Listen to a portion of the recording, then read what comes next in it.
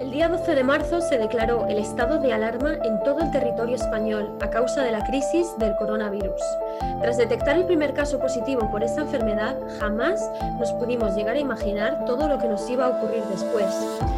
El virus, que comenzó en la ciudad de Wuhan, concretamente en diciembre del 2019, pronto se propagó por toda Europa, empezando por Italia y golpeando después duramente a España. Estos países no han sido los únicos que han sufrido este duro golpe. También Estados Unidos, Reino Unido, Francia, Irán, India y varios países de Latinoamérica. Sin duda, este periodo de cuarentena se ha convertido en un momento histórico para España y para el resto del mundo, y marcará un antes y un después en nuestras vidas, ya que países enteros con millones de habitantes se vieron obligados a encerrarse en sus casas y parar así todo tipo de actividad laboral, social y económica. Tengo el placer de invitaros a una serie de entrevistas que he mantenido con personas anónimas desde distintos puntos geográficos de todo el mundo, que me han comentado en primera persona cómo han vivido su cuarentena, cómo este aislamiento ha afectado a sus vidas, también la situación laboral existente en cada país y cuáles han sido las acciones que ha tomado el gobierno desde el principio para parar la propagación del virus.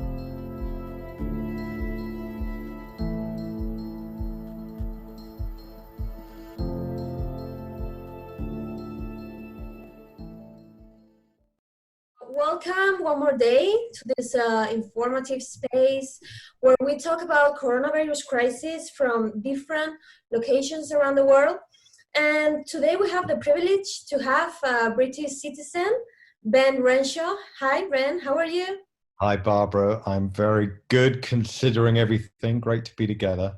Oh, welcome. Thank you.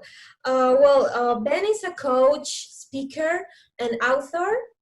He has been working for 25 years, coaching and guiding different companies, huge companies and great leaders. And he has also published different books about coaching. And the latest one is Lead, Inspiring Others, right, Ben? Yes, and as well as Lead, there's another book as well called Purpose that I think is very relevant to the coronavirus crisis. Oh, cool. That's cool. Yeah, we can talk about this later, right? About purpose and book. Yeah. So we are going to talk with him about how is he living this crisis in the British country and what restrictive measures has the government taken in London. And he will also tell us more about the labor situation in the UK and, well, how is the coronavirus hit the country and the population. So, Ben, tell me more about how is the country living this crisis, having also the president hospitalized and sick, you know, with this illness. Yeah, no, look, Barbara, thank you. And I appreciate your consideration at this time. Look, it's obviously a very, very difficult time for everybody. Yeah. The language that's being used here is that it's unprecedented. So there's never been a situation like this before. Yeah. And I think the consequence of that is, you know, this impacts everybody on multiple levels. So obviously the number one concern is health. And you know, the way that the government has been dealing with that, there has been some criticism that, you know, it was too slow in its response and to go into lockdown and put in all the measures which are in place now. So now there's, you know, quite strict measures in terms of if you have any symptoms, you're in isolation for 2 weeks, and it's only essential movement. So we're allowed to, you know, do essential shopping, groceries, pharmaceuticals. You're allowed to exercise for 30 minutes a day. So still we have that in comparison, I know, to other European friends that don't have that privilege. And then you are only allowed to work, to go to work, again, if you're an essential worker. So to give you an idea of the impact of that, our London Underground, our tube system, which normally carries about 3 million people a day, you know, that is now running at 5% capacity. So, you know, if you think that's, you know, maybe 150,000 people, it's nothing. There's no one. So London is very quiet. There's very, very few people out. There's a lot of police. They're on horses, they're on bicycles, and Yeah. they're doing a good job. If anybody is, you know, kind of what our language, flouting the rules, so they're not demonstrating sufficient, you know, care, then they get moved on. We're not as heavy-handed again as some European countries, where I know that there's more of a military presence and people are instantaneously fined, and we haven't gone there yet, but that's still an option. Yeah. I think then in terms of, again, staying with health, I think that it did make it a bit more real when Boris Johnson was taken in to intensive Yeah. care and he had a couple of nights there.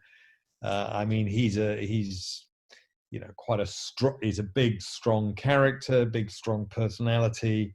So that definitely, I think, impacted confidence in the country. But, you know, he's out of that now. It's interesting because, you know, traditionally the Conservative Party are not a big fan of our National Health Service. They're not big supporters. I think that may change after this because they've really seen the strength and the value of our National Health Service, which employs 1.2 million people. You know, it's an amazing service, and people are just working so hard. It's unbelievable. And you have, I'm sorry, Ben, what are you going to say? Yes, No, sorry. then no, that's fine, because I was then going to move on to other impacts of coronavirus. Yeah. Oh, do you know that here in Spain, we had a problem with all the protective masks and the breathing machines. We have like a lack of all these health materials. In the UK, do you have a similar situation, or do you have a great amount of materials and breathing machines, protective masks? Because you know, here we had a great problem and a huge problem because 1 month ago we didn't have anything, and until today we didn't have neither masks or breathing machines, and today they brought us like 5 million or 10 million of masks, but 1 month later, you know. Do you have this kind of problem in the UK? Yeah, I mean, in the UK, there's still quite a mixed message about masks. So they're not being widely used and they're not being promoted with evidence that they really make a difference. That may change. So it's still being debated about the value of masks. So I don't think that's such an issue. Definitely the big issue is for our health workers, there are insufficient protective clothing. So that is a real issue. There are insufficient tests to be able to be tested for coronavirus. So Yeah. again, that's a really big issue. And, you know, they're allocating obviously the ones that we do have for health workers, Yeah. rightly so. But that, again, has a huge impact in slowing down the ability to mobilize the country and get people back to work, because if you don't know if you've had it, if you don't know if you've got it, if you don't know, you know, then that creates a lot of uncertainty. We're also running out of body bags for dead bodies, so that's an issue as well. So yeah, all that whole supply chain of you know, content is a problem. And as you said, uh, well, do you have some measures like you have to stay at home, isolated, but you can go outside and run like 30 minutes? Yeah. So yeah, they initially it was quite difficult to work out exactly what they meant. So if you had symptoms, then you had to self-isolate for 7 days. If you were in a family where there were symptoms, you had to self-isolate for 14 days to Okay. allow for the incubation period of the virus. You're only allowed out for essentials. So yeah, just for shopping, Mm. pharmaceuticals, You can only exercise for 30 minutes with one other family member or on your own. There is obviously no public gatherings, nothing like that. So and I think this will go on. I mean, they're debating at the moment, but my suspicion it will go on for another few weeks. Yeah, I think so. Here in Spain, we have been at home for 1 month, and I think it will last till May. Yeah. So I'm sure it will. I'm sure it will. it's 2 months. It's a lot. It's Yeah. a lot. It's huge for people, and I guess that that really does have an impact for people in terms of isolation and working from home. So there's a lot of people that for the first time they're having to work from home. They're Yeah. in different scenarios. So some will have family and children. They're having to do homeschooling. They're having to work from home. Other people are living on their own and they're working on their own. So there's a lot of loneliness, a lot of isolation. This Yeah. then really begins to impact on people's mental health and their well-being. So this is a real issue for people here. Yeah. And how has this situation impact your life? For me personally, or for other people? Yeah. Yeah, for me personally, look, I actually, I mean, it hasn't had a big impact for me because I do a lot of work on my own anyway, and I've always worked from home.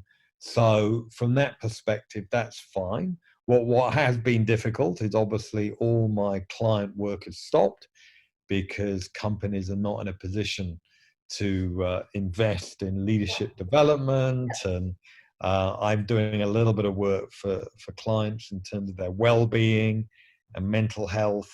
But it's very hard. You can't. Everybody's just in crisis. So this is the other big impact. Is every organization I'm working with, they are destroyed. I mean, I mean, we're talking big corporations that within weeks are virtually bankrupt. They're in crisis management. They're having to lay off thousands of people from work. Yeah. We have a system here called furlough, which is where people get up to 80% of their pay from the government. So a lot of people, thousands of people, have been made furloughed by their companies. Companies are going out of business. They're going into administration. It's horrific. So the economic impact of this, it's unthinkable. It's unthinkable about how big it's going to be, how long it'll be, and then of course how companies will respond, how they'll adapt, and what it means for the future. And is the government taking responsibility and taking some, actions to not destroy the economy and to rebuild the situation in the companies and in the economy also? Yeah, not well. Somewhat, not. I mean, it's very difficult. So an example would be our airlines. So airlines that they're losing billions of pounds, and they were asked, so like British Airways and Virgin Airways, so they were asking for the government to step in and pay for them. And it's tricky because these are private companies that when the times are good, they're very happy to take all their profit. Yeah, And that's then right. when the times are not good, then they want to get bailed out. Yeah. This is personally, I think for big companies to be verging on bankruptcy after 2 or 3 weeks is wrong. They should have enough resilience in them as organizations to be able to survive ideally a year, but certainly 6 months. But to virtually be bankrupt after a few weeks, for me, means that these companies are run completely on the edge, and that's not a healthy way to run a business. So, but then, hospitality, I do a lot of work with hotels. They are just taken out. I do a lot of work with our national airport, Heathrow, and that is, again, they've lost all their business. So it's very difficult. Nobody knows, what will happen and what the impact will be and what the role government should play. Yeah. And especially you as a guide, a guiding coach and author of coaching books. Um, what would you advise the companies when all these crises finish? And in terms of socialization in the companies, you know, because I think these things will change, you know, the way we see each other in the company, the way we, you know, here in Spain, we give two kisses, you know, when we say, ah, hello, and, you know, these things will change. And I think in the companies, things will change too, because we will change our socialization. Maybe it will change also, you know, when you enter in the company, you don't know if you have the coronavirus, because if you don't have been tested, uh, you don't know you have coronavirus. So things will change, and the companies will have, they will need some support and coach. What would you advise to the companies and to the leaders to manage all these crises? Because I think you will have to, right? Yeah, look, I think I think it's still quite early to be able to Yeah. advise in terms of what will happen when companies come out, because I think it will depend on the state of the company.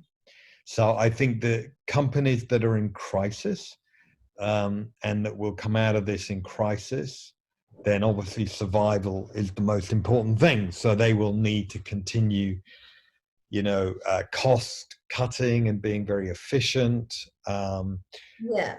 But having said that, I think what will every company, what they will need to do is they will really need to think about their people, because um, you know, it has a really big impact for people that, you know, lose their jobs, but for people that stay, you know, Yeah. they are going to be working a lot harder. They're going to have less resource.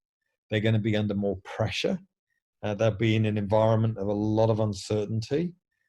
So I think they will need a lot of support in terms of helping them Yeah. be the best version of themselves, be clear, be resilient, be confident, be productive.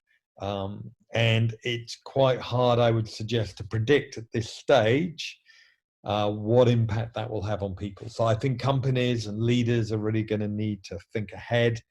They're going to need to anticipate. They're going to need to prepare themselves for these type of situations. I think what it will mean is I think that we'll see a lot more, even though I absolutely get that obviously at the moment we've seen a lot of virtual working, obviously, and the use of technology, that I know that that will continue. I think people will recognize they don't need to travel in order to meet. And Yeah. so I think that will change. But I also think you cannot get away that we are social animals. We're with social needs. We need to connect. We need to be together. We need that contact. That contact, you know, is often why people work. You know, you work to have that sense of community, to Yeah. have a sense of belonging. You cannot take that away from people. So I think that will become even more important in terms of that sense of community, working together, teamwork, and helping each other out. Yeah.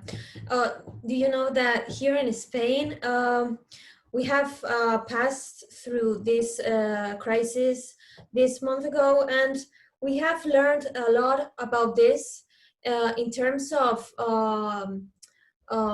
lessons of life, and we have been very strong, and we have changed our way of looking at life, of appreciating things and moments.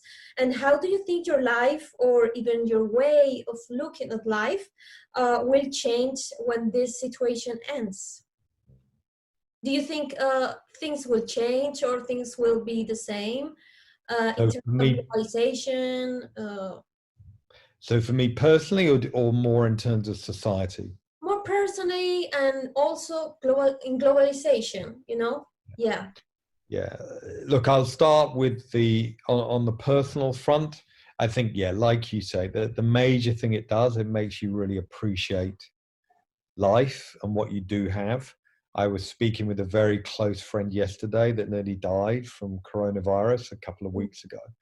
So, and when I heard his story, it makes it very real in terms of, the impact of nearly dying and what that means, and then the appreciation of life. So I do think, as well, simplification.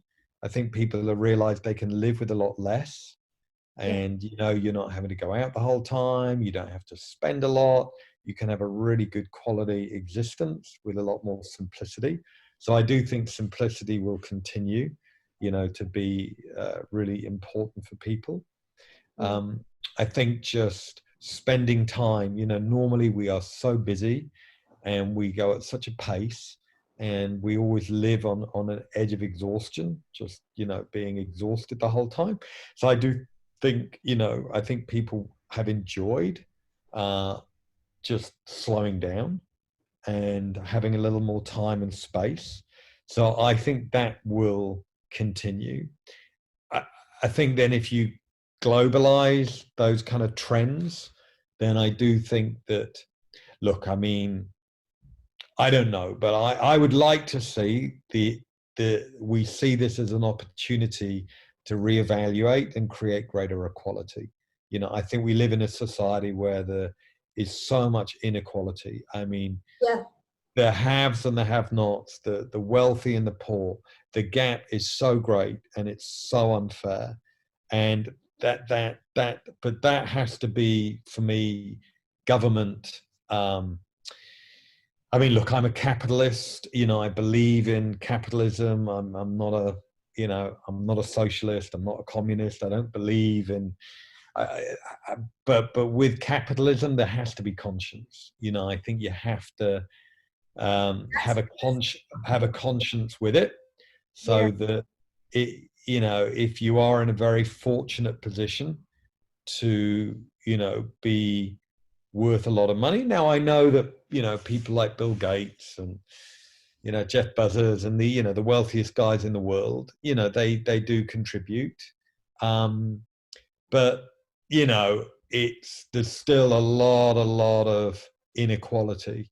Yeah. So that, for me, I think if we can utilize it to address that, would be great. I think if we can utilize what's happened in terms of the environment, I mean, that's just happening anyway, in terms of obviously the reduction of emissions and how the environment is beginning to recover. We need to allow our world to recover. So I think that, for me, would be really, really key. My biggest concern, to be honest, is just with our current presidents. When I look at Trump and Putin and Johnson and these guys, I got to be honest, they don't fill me with a lot of confidence, and belief that they will really come together and pioneer and transform the Yeah. world and in the opportunity that we've got right now. So, if you think of China, Russia, America, the UK, and then, I just I don't see any political leaders rising to the top who are truly inspiring and who I believe can influence and really make the fundamental changes that we need. Yeah. Yeah, that's true. That's a great reflection, about globalization, political stuff, and that's a great reflection. Yeah. So, I mean, I'm an optimistic heart. I'd love to think that, these leaders will really take responsibility, and they'll see, look, we now have a very real opportunity to transform the future yeah, direction we have of the world, of our values, what that means, what that looks like, the impact on people's lives. But my concern is that as soon as this is over, they'll just go right back to their policies and their ways, because it's populism, and they want their votes, and up until now, that's what's got votes. Yeah. It may change, but it may change. Yeah, I hope so. I hope so. So we have finished. Ben, thank you so much. It was perfect. All your reflections, all your visions, your views. It has been a pleasure for me. So thank you so much. It's a real pleasure. It's Thank really you so cool. much, Ben. Fantastic. En el mes de marzo, mientras España e Italia comenzaban el confinamiento, el Reino Unido seguía haciendo vida normal y no tomándose muy en serio el ejemplo de los países del sur de Europa, que ya estaban siendo gravemente afectados por el COVID-19. Recordamos cómo Boris Johnson dijo en varias ocasiones que la economía para él era mucho más importante que el virus y que la quería proteger a toda costa. Algo muy parecido a lo que dijo Donald Trump al comienzo de la pandemia, viéndose así como un problema menos serio de lo que realmente es a día de hoy. A medida que fueron transcurriendo los hechos y el coronavirus iba avanzando a pasos agigantados por todo el mundo, hasta el mismísimo primer ministro británico fue contagiado por coronavirus y por tanto tuvo que estar más de 2 semanas aislado en su casa. A la vez que el presidente luchaba contra el virus, el pueblo inglés por fin se aisló en sus casas, comenzando así el aislamiento. Esta entrevista que pude mantener con Ben Renshaw tuvo lugar el 14 de abril y parece mentira que en tan solo un mes hayan cambiado tanto las circunstancias en el Reino Unido. Cuando Ben y yo hablamos, la situación del país era alarmante, pero nada que ver con la situación actual que nos consta a día de hoy, siendo el Reino Unido el segundo país del mundo con más fallecidos por COVID-19. En total hay más de 226.000 contagiados y más de 32.000 fallecidos. Este es sin duda un duro golpe para el país británico, que ya se encontraba en un duelo desde hace años por conseguir la independencia de la Unión Europea y de la que pudo salir hace unos pocos meses. ¿Es posible que impusieran tarde las medidas en ambos países anglosajones? ¿Deberíamos tomarnos más en serio estas nuevas guerras víricas que surgirán o no en los próximos años?